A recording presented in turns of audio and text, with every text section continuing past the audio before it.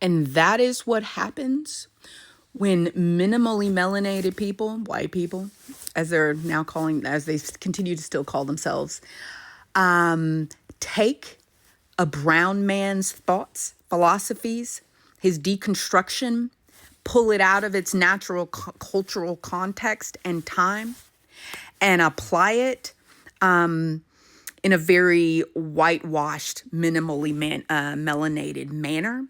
And they utilize a brown man's thoughts, religion, his identity, and the religion and identity that was wrapped up and present in the culture of the time, in the cultural context within which that religion was created, and they whitewash it, enfold their supremacy and their love of power, money, and control into the religion, and then they teach that and force that upon brown people and black people. And I'll just stick to the Americas. That's what you get.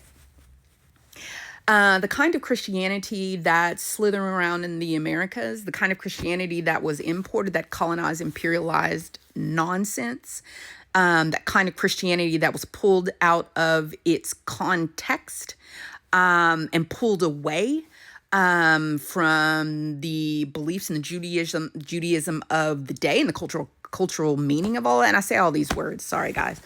But that needs to be seen, because you get a kind of Christianity that functions to oppress, that functions to gain power and control over groups of people without them really understanding the process of what's going on. That's why in the video that you can find it in the video if you click back through the comments, he's right. Because white evangelicals aren't aware of it. White Christians aren't aware of it. Minimally melanated Christians, whatever verbiage makes you happy these days, they're not conscious of it. Because the kind of Christianity that was and sometimes still is taught to black and brown people is not necessarily a gospel of liberation. It's a gospel of subjugation. It's a gospel in which you submit yourself to the ruling class. You submit yourself to your masters. You submit yourself to the unseen God. You submit yourself to the God who cannot be bothered to rescue you out of your situation. So you then are left with the jacked up understanding that your situation, the fact that the whites who are treating you in the most ungodly fashion, creating a culture, systems of oppression and governance, which subjugates you, it's to put you under the understanding that you are to be always submitted in ways that they are not. And so black people see themselves as Christians first and submitted to Christianity first, because they, and the kind of Christianity that they were taught was the kind in which to fix their minds in a way of thinking to where they're always in submission. You are always in this trauma bond, even though you don't understand that you're in a trauma bond with what is essentially narcissism. Because the kind of Christianity that was taught and is still slithering around is just narcissism.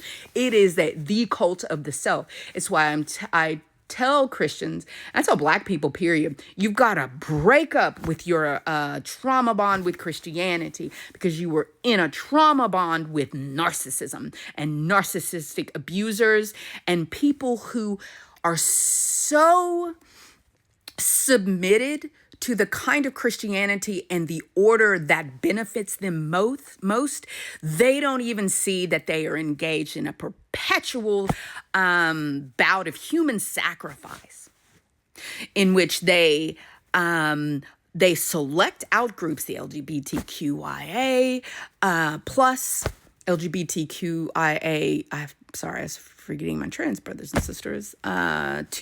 Whatever. Sorry. I just jacked that up, and I don't want to proceed with continuing to jack that up. I have not had any caffeine. So they find these out groups, brown people, people with an evolutionary advantage, such as melanin, that allows us to be in communion with the earth and the sun, and our in the organic ways of being that go on Planet Blue in the earth, in ways that they cannot. And they call that a disadvantage because the society that they have ordered, this toxic way of being, has decided that in order to put them as being from a position of being disadvantaged on the planet, they put themselves as being the superior race. And they have created this whole society, systems of oppression, blah, blah, blah. You guys know it all. And they've done this while committing literal human sacrifice. You can go on YouTube and you can find my video. I think I have like a list, like I call it Praying Witches, because Christians don't really realize how much into witchcraft and human sacrifice that they are actually into.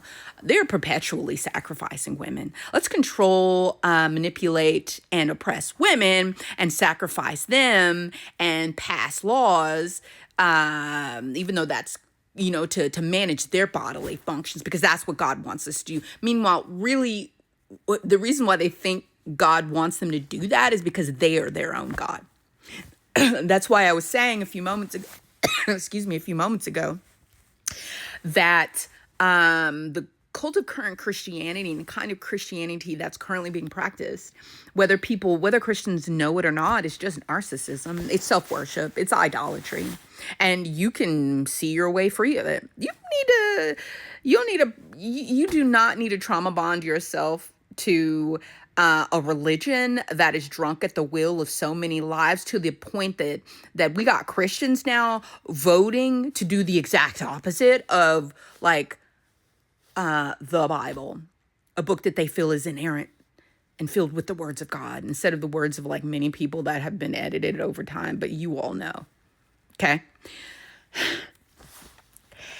And it's so drunk at the will of so many people's lives that they're not even aware, because they don't believe in critical thinking, because the kind of Christianity that they were taught was the kind of the cult of narcissism and power and control that set the adherent, like the person who was taught the Christianity, to worship the dominant group.